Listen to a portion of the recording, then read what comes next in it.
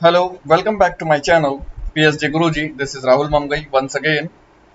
आज हम आपके लिए लेके आए हैं क्लास 11th का यूनिट थर्ड जिसका नाम है योग। इसमें हमको पढ़ना है मीनिंग एंड इम्पोर्टेंस ऑफ योग, योग का अर्थ और महत्व, इंट्रोडक्शन टू अष्टांगा योग, अष्टांग योग का एक परिचय, इंट्रोडक्शन टू यौगिक क्रियाओं का परिचय जिसको कि षटकर्म कहा जाता है। सबसे पहले बात करते हैं मीनिंग ऑफ योगा की। योग का अर्थ क्या है? योग युज धातु से बना हुआ है। संस्कृत व्याकरण में दो युज धातुओं का उल्लेख मिलता है जिनमें एक का अर्थ है जोड़ना तथा दूसरे का मना समाधि अर्थात मन की स्थिरता से है। अर्थात सामान्य रीति से योग का अर्थ जोड़ना तथा मानसिक स्थिरता से है। इस प्रकार लक्ष्य तथा साधन के रूप में दोनों ही योग हैं। अगर हम इंग्लिश की बात करें तो ये युज वर्ड से निकला है जिसका अर्थ होता है यूनियन करना, to draw together, to bind together और टू यूनाइट। पाणिनि ने योग शब्द की व्युत्पत्ति युजिर योगे, युज समादो तथा युज संयम ने इन तीन धातुओं से मानी है। प्रथम उत्पत्ति के अनुसार योग शब्द का अनेक अर्थों में प्रयोग किया गया है, जैसे जोड़ना, मिलाना, मेल आदि। इसी आधार पर जीवात्मा और परमात्मा का मिलन योग कहलाता है। इसी संयोग की अवस्था को समाधि की संज्ञा दी जाती है, जो कि जीवात्मा और परमात्मा की समता होती है। योग की कुछ परिभाषाएं हैं। योगस्य चित्तवृत्ति निरोधः, पतंजलि योग सूत्र 1.2 में लिखा गया है। चित्त जो मन है की वृत्तियों विचारों का नियंत्रण या निरोध करना ही योग है। समत्तम योग उच्यते, श्रीमद् भगवद गीता कहती है समानता में ही योग है। सभी को समानता के रूप से देखना वही योग कहलाता है। योग और कर्मशु कौशलम, श्रीमद् भगवद गीता, कुशलता पूर्वक कर्म करना ही योग है। इंग्लिश में देख लेते हैं। Balance of mind in failure और success is called yoga. Gita 2:53 जो श्लोक है वो कहता है कि balance of mind in failure और सक्सेस, जब भी फेल होते हैं, हम असफल होते हैं और सफल होते हैं, उसमें जो बैलेंस है, संतुलन है, वो बनाए रखना वही योग कहलाता है। Perfection in action is called yoga. कोई भी एक्शन आप परफेक्ट तरीके से कर रहे हैं उसी को योग कहते हैं। Yoga is treasure house of fulfilment, Mahabharata. Expelling attachment and achieving moksha is called yoga, ये रामायण में कहा गया है। आगे बढ़ते हैं। इंपॉर्टेंस ऑफ योगा, योग के क्या महत्व है? पहला है फिजिकल प्योरिटी, क्योंकि योग में बहुत सारी क्रियाएं ऐसी हैं, बहुत सारे आसन ऐसे हैं जिससे कि हम अपने शरीर को शुद्ध कर सकते हैं, जैसे कि वात का पित्त है, इनसे भी हम अपने शरीर को शुद्ध रख सकते हैं। मेंटल पीस, मानसिक शांति मिलती है योगासनास करने से। इनक्रीज फ्लेक्सिबिलिटी, जो भी कुछ आसन ऐसे हैं जो कि फ्लेक्सिबिलिटी को इंक्रीज करने में मदद करते हैं, तो ये भी एक इम्पोर्टेंस है योग का। इम्प्रूव पोस्चर, जैसे कि हमने बताया था आपको कि काइफोसिस, लॉर्डोसिस और स्कोलियोसिस, इन सभी पोस्चर को सुधारने में भी योग आसनों का महत्वपूर्ण योगदान है। रिड्यूस स्ट्रेस एंड एंजाइटी, कुछ ऐसे आसन हैं जो कि रिलैक्सेटिव आसन के रूप में जाने जाते हैं, उनके द्वारा तनाव और चिंता को कम किया जा सकता है। इम्प्रूव स्ट्रेंथ, कुछ फिजिकल आसना जैसे हैं योग के अंतर्गत जिसमें कि फिजिकल स्ट्रेंथ को इम्प्रूव किया जाता है। इम्प्रूव लंग्स कैपेसिटी, कुछ आसन ऐसे हैं या कुछ प्राणायाम ऐसे हैं जिसमें कि बेहतर तरीके से सांस लेना सिखाया जाता है, या बेहतर तरीके से सांस लेना सर्वोत्तम माना गया है, उसके द्वारा फेफड़ों की क्षमता में सुधार किया जा सकता है। Lowers risk of cardiac disease, हृदय रोगों के जोखिम को कम करता है योग। हेल्दी वेट, स्वस्थ भार को बनाए रखने में मदद करता है। और सकारात्मक रवैया, पॉजिटिव एटीट्यूड, जब आप आंतरिक तरीके से और बाहरी स्वरूप से आप फिट रहते हैं, आप तंदुरुस्त रहते हैं, तो आपका रवैया जो है वो सकारात्मक होता है। गिव्स रिलैक्सेशन, कुछ ऐसे आसन हैं जिनके द्वारा बॉडी को आराम दिया जाता है, तो ये सभी योग के महत्व हैं। आगे बढ़ते हैं। इंट्रोडक्शन ऑफ अष्टांगा योगा, अष्टांग योग का परिचय। अकॉर्डिंग टू भक्ति सागर, वेदांत सागर एंड पतंजलि योग दर्शन, योगा है 8 लिम्स। इनको योग के 8 अंग भी कहा गया है। तो ये कौन कौन से हैं? यम, नियम, आसन, प्राणायाम, प्रत्याहार, ध्यान, धारणा और समाधि। आगे चलते हैं। ये एक बहुत ही खूबसूरत डायग्राम है आपके सामने। यम एक्शनल डिसिप्लिन, इसको सोशल डिसिप्लिन भी कहते हैं, नियम इंटरनल डिसिप्लिन, और खुद के लिए जो अनुशासन है इसके नाम से भी इसको जाना जाता है। आसना पोस्चर है, मेडिटेटिव सीट है। प्राणायाम ब्रीथ कंट्रोल है। प्रत्याहार सेंस पर कंट्रोल है, जितना भी सेंस ऑर्गन्स हैं उन पर कंट्रोल प्रत्याहार कहा जाता है। धारणा कंसंट्रेशन है। ध्यान मेडिटेटिव एब्जॉर्प्शन है। और लास्ट में आता है समाधि, ये है union, surrender to the god. यम यूनिवर्सल मोरालिटी, यम सार्वभौमिक नैतिकता। यम को हम किस प्रकार से जान सकते हैं? ये एक तरीके से इथिकल स्टैंडर्ड्स हैं एंड सेंस ऑफ इंटीग्रिटी है, focusing on our behaviour and how we conduct ourself in life. यम को सामाजिक अनुशासन के रूप में भी जाना जाता है। Non violence, never hurting anyone by action speech और थॉट, किसी भी व्यक्ति या जीवात्मा को अपने कर्म वाणी और विचारों से ठेस नहीं पहुंचाना नॉन वायलेंस अहिंसा कहलाता है। Truthfulness, remaining truthful and balance in all circumstances, सभी परिस्थितियों में सच्चा और संतुलित रहना ही ट्रूथफुलनेस है। नॉन स्टीलिंग, किसी भी प्रकार की चोरी नहीं करना, पराई चीज को उसके बिना किसी के बिना उसकी आज्ञा के गुप्त रूप से ले लेने को ही चोरी कहते हैं, तो इसे अस्तेय कहते हैं, जिसको इंग्लिश में नॉन स्टीलिंग कहते हैं। ब्रह्मचर्य, जिसको इंग्लिश में सेलिबेसी कहते हैं। ब्रह्म का अर्थ है परमात्मा में आचरण करना, जीवन लक्ष्य में तन्मय हो जाना, सत्य की खोज में सब और चित्त हटाकर जुट पड़ना ब्रह्म का ही आचरण है। नॉन पोजेशन, अपरिग्रह, भौतिक वस्तुओं के अनावश्यक संचय से दूर रहना अपरिग्रह कहलाता है। मतलब बहुत ज्यादा, जैसे कि हम देखते हैं आजकल के समय में सभी व्यक्ति, सभी जीवात्माएं बहुत सारा संचय करने में जुटी हुई हैं, तो इस बहुत सारे संचय से ही दूर रहना वही अपरिग्रह कहलाता है। नियम, व्यक्तिगत अनुपालन या व्यक्तिगत नियम कह सकते हैं इनको। इनके भी 5 तरीके हैं। आत्मानुशासन और आध्यात्मिकता का पालन करना ही नियम के अंतर्गत आता है। सबसे पहले है शौच, प्योरिटी, स्वयं को शारीरिक और मानसिक रूप से साफ और स्वच्छ रखना या स्वस्थ रखना शौच कहलाता है। दूसरा है संतोष, हर परिस्थिति में धैर्य बनाए रखना और जो कुछ भी अपने हिस्से में आता है उसे खुशी खुशी स्वीकार करना संतोष कहलाता है। तब spiritual austerities, hard work and forbearance is called tapa, परिश्रम और सहनशीलता को ही तप कहते हैं। स्वाध्याय, सेल्फ स्टडी, इंट्रोस्पेक्शन, खुद को जानना या खुद का अध्ययन करना ही स्वाध्याय कहलाता है। लेकिन यहाँ पर भौतिक विद्या व आध्यात्मिक विद्या दोनों का अध्ययन करना स्वाध्याय कहलाता है। केवल भौतिक या केवल आध्यात्मिक विद्या से कोई भी अपने लक्ष्य को पूरा नहीं कर सकता है, अतः दोनों का समन्वय होना अति आवश्यक है। ईश्वर परिनिधान, surrender to god, surrender to almighty god, having faith in the ultimate reality is called Ishwar parinidhan. परिनिधान शब्द का अर्थ है पूर्ण समर्पण या एक उच्च स्व के पक्ष में, स्व का मतलब है स्वयं, उच्च स्वयं के पक्ष में व्यक्तिगत अहंकार को छोड़ना। ईश्वर शब्द को पतंजलि द्वारा सूत्र 1.24 में परिभाषित किया गया है। ईश्वर वह सर्वोच्च पुरुष है जो किसी भी कष्ट, कार्य, कर्मों के फल या इच्छाओं के किसी भी आंतरिक प्रभाव से अप्रभावित है। आगे चलते हैं। आसन, आसन क्या है? हिंदी में बात करते हैं हम। स्थिर सुखमासनम, जिस शारीरिक मुद्रा में स्थिरता के साथ लंबे समय तक सुख पूर्वक बैठा जा सके उसे आसन कहा गया है। शरीर की स्थिति, अवस्था व सामर्थ्य को ध्यान में रखते हुए भिन्न भिन्न आसनों को बांटा गया है, जैसे कि फिजिकल आसनास, रिलैक्सेटिव आसनास, कल्चरल आसनास। तो इस तरीके से आसनों को अलग अलग तरीके से बांटा गया है। प्राणायाम, control on breath, breathing exercises to control the flow of prana, vital life force. Control on breathing is known as pranayam. प्राणायाम 2 शब्दों से मिलकर बना है, प्राण धन आयाम। प्राण का अर्थ होता है जीवनी शक्ति, आयाम के 2 अर्थ हैं, पहला नियंत्रण करना और दूसरा रोकना तथा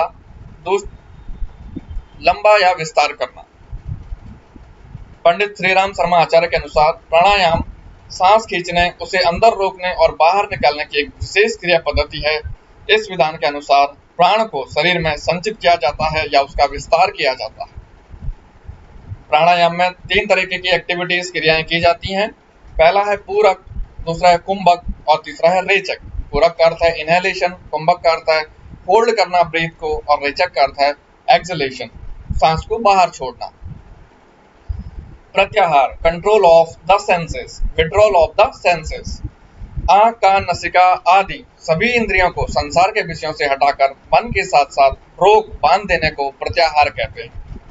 प्रत्याहार का अर्थ है संयम रखना या इंद्रियों पर संयम रखना।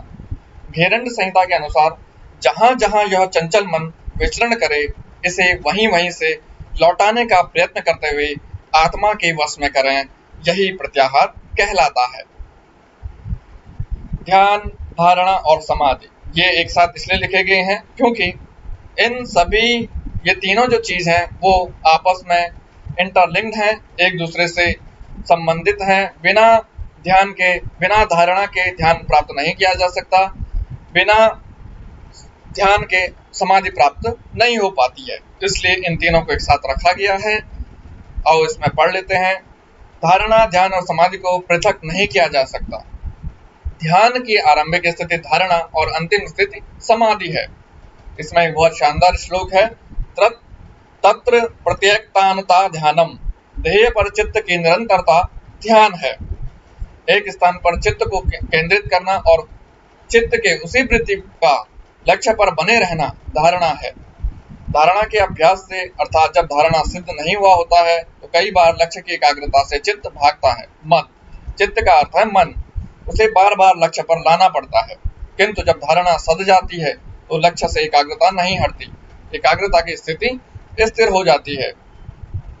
लक्ष्य पर स्थापित चित्त की धारणा की इसी एकमात्र वृत्ति की प्रवाहमय निरंतरता की स्थिति ध्यान है। जब धारणा को हम प्रवाहमय ढंग से बहुत लंबे समय तक निरंतर करते रहते हैं तो वह ध्यान की स्थिति में बदल जाता है, परिवर्तित हो जाता है। आओ देख लेते हैं। लक्ष्य पर चित्त को एकाग्र करना धारणा है, एकाग्रता की वृत्ति की निरंतरता ध्यान है और ध्यान की उच्चतम अवस्था समाधि है। इसको हम बाइफर्गेट करके भी पढ़ लेते हैं कि धारणा क्या है। धारणा को concentration and cultivating inner perceptual awareness भी कहते हैं, सिंगल पॉइंटेड कंसंट्रेशन। धारणा का अर्थ है धारण करना। मन में जब किसी विषय को धारण करने की योग्यता आ जाए और कुछ देर तक उस विषय पर टिकने का अभ्यास हो जाए तो मन की ऐसी अवस्था धारणा कहलाती है। धारणा में मन का वितरण व स्थान सीमित और निश्चित रहता है। इसमें बहुत शानदार लिखा गया है, धारणा means immovable concentration of the mind. The essential idea is to hold the concentration और focus of attention in one direction. अभी बहुत ही अच्छी बात कही गई है यहाँ पे। When the body has been tempered by asana, when the mind has been refined by the fire of pranayama, and when the senses have been brought under control by pratyahar, the sadhaka seeker reaches the sixth stage dharana. Here he is concentrated wholly on a single point or on a task in which he is completely engrossed. The mind has to be still in order to achieve this stage of complete absorption. आगे पढ़ते हैं। ध्यान क्या है?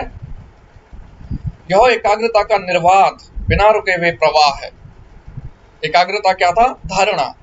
मन की वह स्थिति जहां ध्यान में कोई विषय अथवा विषय के विचार नहीं होते, वह ध्यान कहलाता है। यह धारणा का ही लगातार बने रहना बिना किसी रुकावट के ध्यान कहलाता है। समाधि, लिबरेशन और blissful union with the divine. समाधि क्या है? योग की अंतिम स्थिति, जीवात्मा का परमात्मा से मिलन की अवस्था समाधि कहलाती है। ध्यान की परिपक्व अवस्था ही समाधि है। दीर्घ काल तक ध्यान में अभ्यासरत रहने से जब उसमें परिपूर्णता आ जाती है तो यही ध्यान की पराकाष्ठा समाधि कहलाती है। अतः समाधि ध्यान की ही अगली अवस्था है।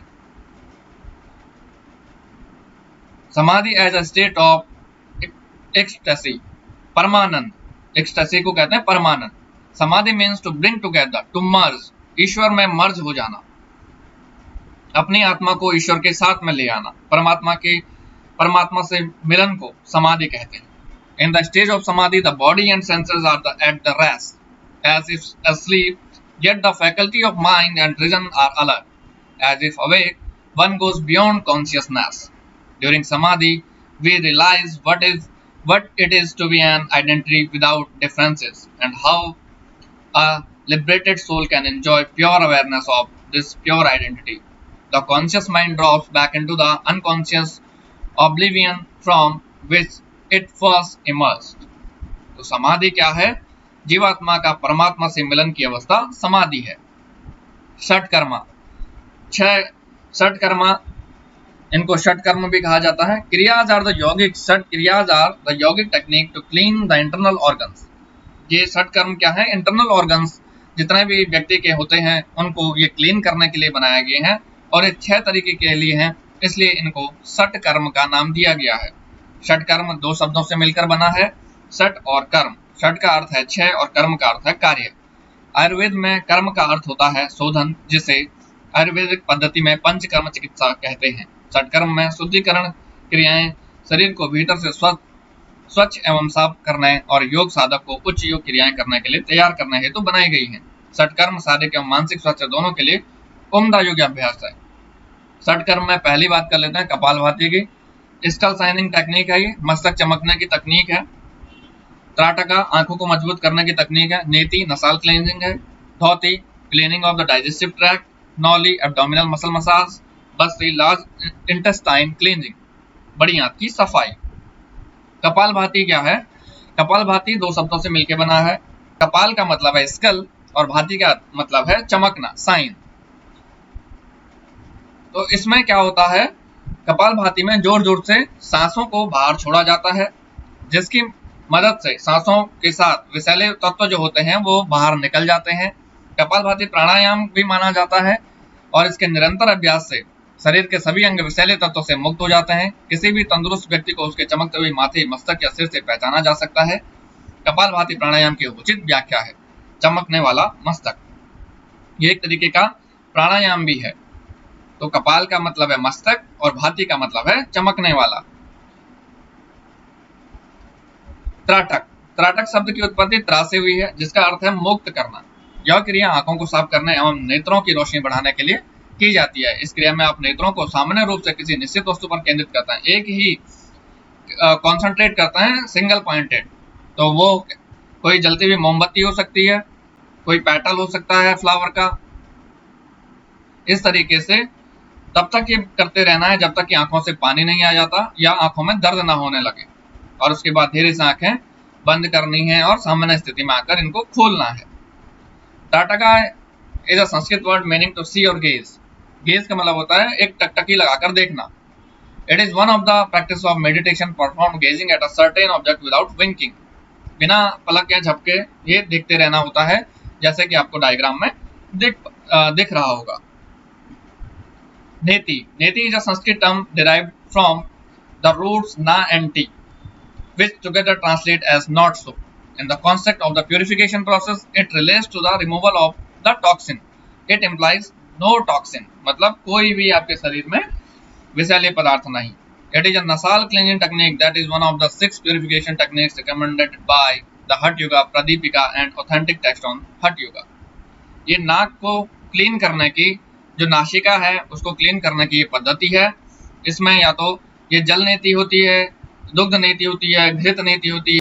यहाँ देख लेते हैं षटकर्म में शुद्धिकरण की तीसरी प्रक्रिया में नेति क्रिया को रखा गया है। इस क्रिया का मुख्य उद्देश्य शीर्ष प्रदेश के क्षेत्र की सफाई करना है। नेति मुख्यतः सिर के अंदर वायु मार्ग को साफ करने की क्रिया है। नेति क्रिया आंतरिक नाड़ियों को संवेदनशील बनाने में सहायता करती है। ऐसी मान्यता है कि दृश्य दोष से संबंधित नाड़ियों का भी नेति क्रिया के माध्यम से शोधन हो जाता है और नासिका का भीतरी क्षेत्र भी नेति क्रिया से शुद्ध हो जाता है। ये 2 तरीके की यहाँ पे दी गई हैं, जल नेति और सूत्र नेति। तो सूत्र नेति वही धागा या पतला कपड़ा होता है, उससे एक नासिका छिद्र से डालकर दूसरे नासिका छिद्र से निकाल लेते हैं। ऐसे ही जल के साथ में भी करते हैं, ऐसे ही दुग्ध के साथ में करते हैं, ऐसे ही घृत के साथ में करते हैं। तो इसको नेति क्रिया का नाम दिया गया है। ये बहुत तरीके की बीमारियों से हमें दूर रखता है। लेकिन इन सभी क्रियाओं को किसी योग टीचर, जो कि योगा टीचर होगा, उसी के सुपरविजन में, आपको उसी की देखरेख में किया जाना ज्यादा महत्वपूर्ण है। ये देखिए डायग्राम में, ये इधर जल नेति दिख रही है और इधर सूत्र नेति दिख रही है। धौती, धौती वर्ड जो है वो धौ रूट वर्ड मीन्स वॉशिंग और cleaning. Dhauti kriyas are meant for cleaning the upper intestinal tract up to the stomach.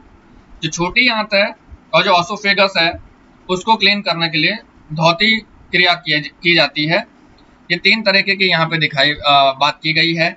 जल धोती, जिसको कि वामना धोती भी कहते हैं, वस्त्र धोती कपड़े से रिलेटेड है, और दंड धोती जिसमें कि एक रबर की ट्यूब होती है, उसको गले तक पेट तक डाला जाता है। इन दिस क्रिया the lukewarm salt water will be drinking and vomiting. इसमें क्या किया जाता है कि खूब पानी पिया जाता है, ल्यूकवार्म जो कि थोड़ा सा गर्म होता है, गुनगुना होता है, और उसमें सॉल्ट मिलाया जाता है, नमक मिलाया जाता है, और उसके बाद में पेट को दबाया जाता है और उससे पूरा जो पानी पिया है उसको बाहर निकाला जाता है। तो उसमें जितने भी गैस्ट्रिक ट्रबल्स होती हैं, एसिडिटी होती है, वो सब बाहर आ जाती हैं और ये अस्थमा में भी फायदेमंद है। इस क्रिया को जो धोती है उसको गजकर्ण के नाम से भी जाना जाता है। अक्सर यह देखा गया है कि जब भी हाथी के पेट में कुछ एसिडिटी या कुछ अम्लता बढ़ने से उसे कुछ अपच सा हो जाता है, तो वह क्या करता है, अपनी सूंड को पेट में डालता है, गले में डालता है, और फिर उसे वॉमिट कर देता है, उसे उगल देता है। तो यह हमें प्रकृति से भी मिली है, जो धोती प्रक्रिया है या क्रिया है वह हमको प्रकृति से मिली है। तो या तो एक जल धोती होती है और एक सूत्र धोती होती है, जिसमें कि एक 10 सेंटीमीटर चौड़ी पट्टी का एक सूत का कपड़ा होता है, सूती कपड़ा होता है, उसको निगलना पड़ता है और उसको बाहर निकालते हैं। ये देखिए, ये सूत्र नीति का है, इसमें सूत का एक कपड़ा है और इसको चबा के अंदर ले लिया जाता है और उसके बाद में उगल दिया जाता है। Noli Kriya is a cleaning technique that involves that abdominal organ and muscles moving laterally and vertically in a wave-like motion. Rolling motion होता है नौली क्रिया में। रोल करते हैं laterally मतलब साइड बाई साइड, और vertically मतलब ऊपर से नीचे। तो रोल करने की प्रक्रिया को नौली कहते हैं।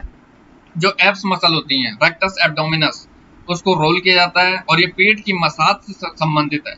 इससे डाइजेस्टिव ऑर्गन्स जितने भी हैं, stomach, liver, spleen, urinary bladder, pancreas, gall bladder and small intestine by churning the muscles of the abdominal.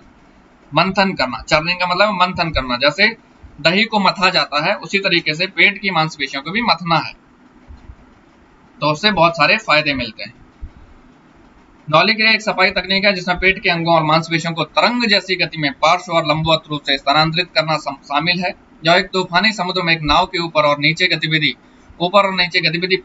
प्रक्रिया के रूप में अच्छी तरह से समझा जा सकता है। जैसे समुद्र में नाव ऊपर नीचे होती है, रोलिंग मोशन होता है, वैसे ही पेट में करना है, पेट की मांसपेशियों से करना है। नौली क्रिया में पेट की मांसपेशियों, विशेष रूप से रेक्टस एब्डोमिनस जो कि पेट की मांसपेशी का नाम है, का उपयोग पाचन अंगों की मालिश और उत्तेजित करने के लिए किया जाता है। ये देखिए, इस प्रकार से जो यहाँ पे इन्होंने दिखा रखा है, ये नौली प्रक्रिया है। बस्ती, the term basti is used to describe something that reside within a cavity surrounded by 4 walls. Basti also means to hold or sometimes used to refer to the urinary bladder. तो बस्ती प्रक्रिया में जल की सहायता से बड़ी आंत की सफाई की जाती है, ये बड़ी आंत से संबंधित है। एक बहुत ही शानदार कोट बेंजामिन फ्रैंकलिन ने दिया है, हमने स्कूल में जो सीखा है वह सब भूलने के बाद जो याद रहता है वही शिक्षा है, ज्ञान का निवेश सर्वोत्तम भुगतान करता है। Thank you so much.